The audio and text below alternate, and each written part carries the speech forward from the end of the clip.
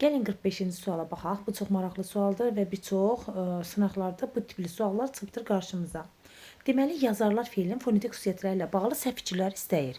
Deməli, feil deyirsə, artıq bizim yazılışımızda iki l olmalıdır. Yazarlar, amma isim olsaydı yazarlar iki, deməli bu şəkildə r yanaşı gəlməli idi.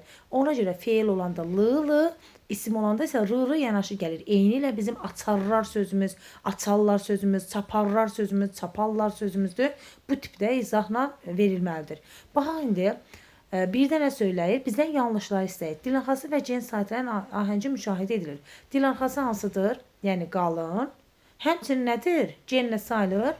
Açıq saytlar sayılır. Deməli A həm qalın oldu, həm də açıq oldu. Deməli birinci variantımız doğrudur. Baxaq ki, sözün iki hecası samitlə bitir. Heca dedikdə artıq biz yazılışa baxırıq. Yazarlar həqiqətən də r və r ilə bitdi. İki heca samitlə bitdi. Deməli ikimiz də doğrudur, birimiz də doğrudur. Üçə baxırıq. Sözün səs və hərf tərkimi cəmiyyətcə eyni, yəni səsdə cəmiyyətcə bilirsiniz də, yəni səs və hərfin sayında heç bir fərq yoxdur. 3 bura qədər doğrudur. Keyfiyyətcə fərqlidir. Keyfiyyət nə deməkdir? Əgər bir hərf, yəni burada r çevrilib nəyə keçibdir? R l-ya keçibdir. Ona deyilir ki, keyfiyyət fərqi yaranmışdır. Bəli, üçümüz də doğrudur.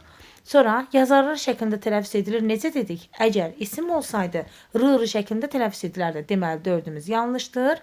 Kar qarşılığı olmayan samitlərin üçü də eyni samitdir. Xeyr, ikisi l-lıdır, biri isə r samitidir. Ona görə 5-imiz də yanlışdır. Cavabımız oldu nə? 4 ilə 5.